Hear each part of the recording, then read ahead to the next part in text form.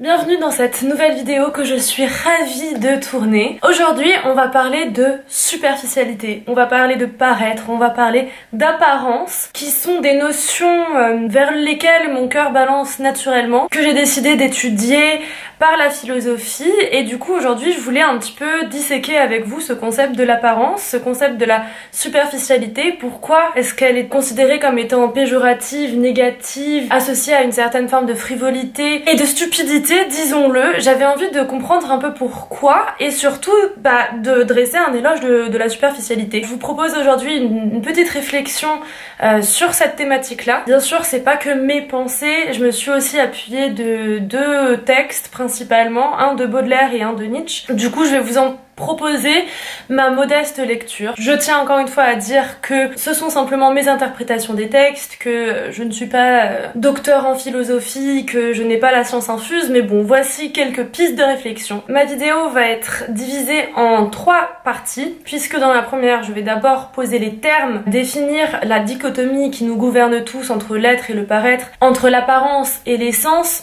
Toutes ces dualités-là, on va essayer de comprendre pourquoi est-ce qu'elles sont créées et pourquoi est-ce que la mode va parvenir à les déjouer. Dans un second temps, on va s'appuyer sur le texte de Baudelaire, L'éloge du maquillage, pour se positionner contre la vérité et contre la nature. C'est très fort ce qui se passe. Et enfin, dans un troisième temps, on va faire une petite lecture de Nietzsche en faisant appel à sa thèse du masque pour comprendre qu'en fait, via les apparences, on a un biais inédit pour accéder à une vérité peut-être plus profonde que ce qu'on pourrait croire. Sacré programme, je sais. Tout d'abord, nous allons voir qu'il y a une nécessité pour aborder l'apparence et la superficialité, d'aller par-delà cette dichotomie de l'être et du paraître, de l'apparence et de l'essence. Sinon, on va pas réussir à s'en sortir. En fait, il faut d'abord comprendre que on a construit notre société sur une équation qui tend à dire que l'apparence égale la tromperie,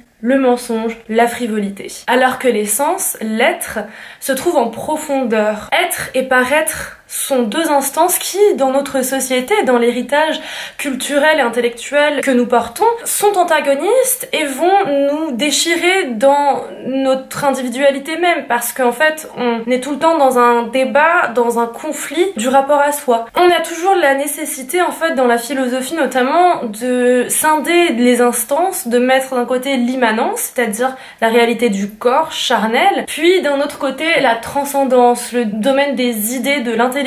Ce sont deux instances qui sont totalement différentes, et la philosophie, qui est quand même la science de la sagesse, l'accès à la vérité, est censée nous mener du niveau primaire charnel de la connaissance à un niveau idéal. La philo, en ce sens-là, elle est censée nous libérer de la prison des apparences qui nous dupent et qui nous trompent. Si on suit cette logique, on peut très vite voir que la philosophie et la mode ne vont pas être grandes copines. En fait, tout ce jeu de dichotomie entre l'être et le paraître, l'apparence et l'essence, la philosophe Véronique Bergen en parle beaucoup dans un chapitre de son livre Le corps glorieux de la top modèle, que je viens de finir et qui est génialissime. Je vais vous faire une petite citation. Je retrouve le livre. Voilà. Elle nous a dit, page 37, « Dès lors que l'on déjoue ce schéma prégnant dans l'histoire de la métaphysique, que l'on s'émancipe de la dualité être-paraître, dès lors que le monde se laisse appréhender comme le règne de simulacres qui n'ont plus à être dépassés vers une vérité prétendue dont il ne serait que la traduction mensongère, la mode devient un lieu où s'expérimentent les puissances de la liberté. » C'est exactement ça, mon idée, c'est que en fait, quand on va chercher à se défaire de cette dualité entre être et paraître, on va se rendre compte que la mode devient une entité qui va nous permettre une liberté dans notre interprétation de soi, dans la multiplicité de ce qu'on veut être, parce que je suis partisane de l'idée que on n'est pas qu'une seule identité indivisible, nous ne sommes que mouvance, et la mode a très bien compris cela et nous permet en fait de jouer de nous-mêmes. Maintenant qu'on a compris l'enjeu de cette distinction entre apparence et essence, nous allons lire un texte de Baudelaire qui va nous faire comprendre pourquoi est-ce que il ne faut pas toujours se positionner du côté de la vérité et encore moins du côté de la nature. En fait, si dans cette vidéo j'ai choisi de vous parler de Baudelaire et de Nietzsche, c'est parce que tous les deux sont des auteurs qui vont à l'encontre du dualisme cartésien, d'une sorte de métaphysique qui scinde le monde en deux, entre le monde sensible, le monde des corps et le monde intelligible, le monde des idées. C'est aussi deux auteurs qui se rendent compte avec une certaine lucidité de l'obsession de la vérité que nous autres les hommes avons, alors que selon ces deux auteurs, la vérité, elle n'est pas forcément utile tout le temps. Surtout, c'est très difficile d'y accéder factuellement. Donc pourquoi s'obséder avec cette idée de vérité que de toute manière, on atteint très rarement? Selon Nietzsche et selon Baudelaire, il faut passer par une certaine forme de mensonge pour être au plus près du vrai parfois. Et c'est ça qui est très fort, c'est qu'en fait il va y avoir un renversement conceptuel qui agit là. On va tout de suite comprendre du coup pourquoi l'apparence va être disculpée dans les œuvres de ces deux auteurs. Baudelaire a écrit dans L'amour du mensonge deux quatrains que j'ai très envie de vous lire. Je sais qu'il a des yeux des plus mélancoliques, qui ne recèlent point de secrets précieux, beaux écrins sans joyaux, médaillons sans reliques, plus vides, plus profonds que vous-même, ô cieux. Mais ne suffit-il pas que tu sois l'apparence pour réjouir un cœur qui fuit la vérité? Qu'importe ta bêtise ou ton indifférence, masque ou décor, salut, j'adore ta beauté. J'ai les larmes aux yeux. Ce qui est très rigolo, c'est que Nietzsche possédait un recueil des fleurs du mal et que le dernier quatrain là que je viens de vous lire, il l'avait souligné 2 fois. Donc il y a quelque chose qui résonnait en lui déjà dans sa réflexion. Baudelaire, il a écrit dans son livre Le peintre de la vie moderne, un texte en prose qui s'appelle Éloge du maquillage. Quelle fut ma surprise quand je suis tombée sur ce texte. Je vous le mettrai dans la barre d'infos aussi, franchement allez le lire, il est assez court mais c'est super intéressant, c'est très beau. Et dans son éloge du maquillage, Baudelaire critique les moralistes du XVIIe et du XVIIIe siècle, que Nietzsche critique aussi tout au long de son œuvre, parce que ces moralistes, déjà Nietzsche est contre le concept de morale, Baudelaire comme Nietzsche sont contre ces moralistes-là parce qu'ils font l'apologie d'un christianisme, d'un moralisme chrétien dans lequel ils ne se retrouvent absolument pas. Et selon Baudelaire, ce sont à cause de ces moralistes-là qu'ont été propagées de mauvaises idées, de fausses idées sur ce qu'est le beau et sur ce à quoi il devrait ressembler. Pour Baudelaire, l'idée des moralistes selon laquelle la nature doit embellir la beauté, c'est du bullshit, c'est n'importe quoi selon lui. Il se positionne complètement contre l'idée d'une nature bienfaitrice, une espèce de nature rousseauiste. Dans son texte Éloge du maquillage, il va même jusqu'à dire que la nature, à part nous faire chier, boire, manger et copuler, elle nous apporte pas grand chose. Et que du coup, toute la noblesse de l'homme, elle va bien se trouver dans l'apparence et dans sa superficialité. C'est cela même qui va le différencier de l'animal selon Baudelaire. Baudelaire écrit dans Éloge du maquillage, je cite, « La mode doit donc être considérée comme un symptôme du goût de l'idéal, surnageant dans le cerveau humain au-dessus de tout ce que la vie naturelle y accumule de grossier, de terrestre et d'immonde, comme une déformation sublime de la nature, ou plutôt comme un essai permanent et successif de réformation de la nature. » La mode, selon Baudelaire, formule toujours un nouvel effort pour contourner la nature qui nous renvoie à notre médiocrité. Et c'est pour ça que les modes se succèdent et qu'elles sont mouvantes et changeantes parce qu'il faut toujours essayer de duper la nature. Dans ce texte, Baudelaire va évidemment évoquer le rôle de la femme dans la mode parce que il dit que la femme, pour être aimée, pour être admirée, elle va devoir user de ces artifices-là et que c'est une mauvaise foi incroyable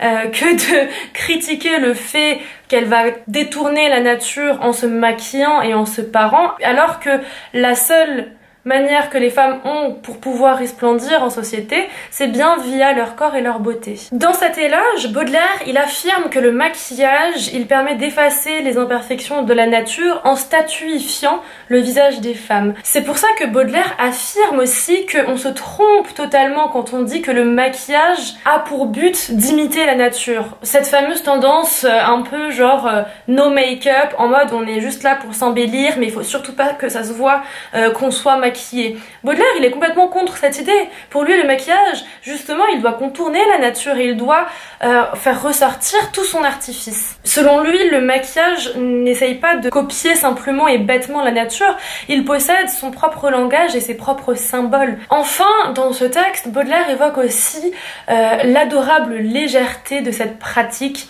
de l'amour de l'apparence, du maquillage. Il dit que ça nous octroie une liberté, une légèreté d'être sans laquelle c'est trop difficile de vivre, et je suis bien d'accord avec lui. C'est pour ça qu'en fait, il plaint aussi les moralistes qui condamnent fermement la superficialité et l'usage de la parure et du maquillage. Et il finit son texte en disant ceci: je permets volontiers à ceux-là que leur lourde gravité empêche de chercher le beau jusque dans ses plus minutieuses manifestations, de rire de mes réflexions et d'en accuser la puérile solennité.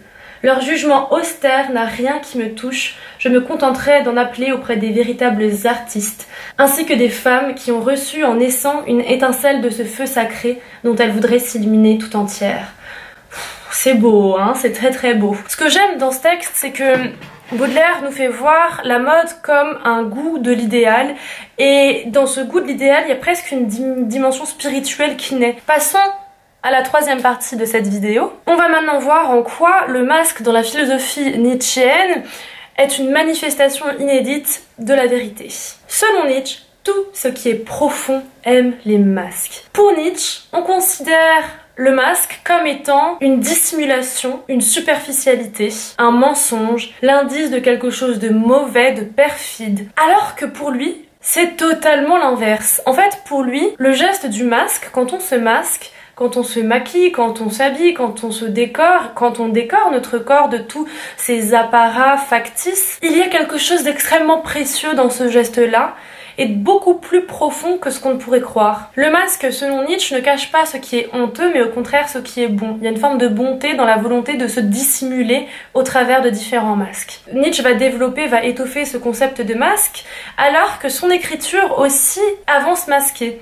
Nietzsche, il utilise beaucoup d'aphorismes, de procédés littéraires pour mettre en avant ses concepts, et l'aphorisme ou le poème dont il fait usage dans sa philosophie, ce sont des formes de masques de son écriture. Il y a une nécessité d'interprétation dans ce qu'il écrit, et je trouve ça très fort parce que du coup il va nous expliquer un concept en le reproduisant dans la forme même de ce qu'il veut dire. Selon Nietzsche, le masque ne camoufle jamais une identité, mais au contraire, le masque permet de préserver la multiplicité du devenir. Parce que selon Nietzsche, nous ne sommes que de devenir. On est tout le temps en train de changer, on est multiples, c'est impossible d'avoir une cohérence ou une forme d'unicité de ce qu'on serait. En instaurant un jeu par l'apparence, on se rend compte qu'on se range du côté de la vie, on accepte le fait qu'on n'est jamais statique, on accepte le fait qu'on est plein d'identités différentes et multiples et incohérentes aussi parfois. Le masque aussi permet de nous faire preuve de réserve et de faire preuve d'une certaine pudeur. Quand on va s'habiller, se parer, mettre des bijoux, mettre beaucoup de maquillage,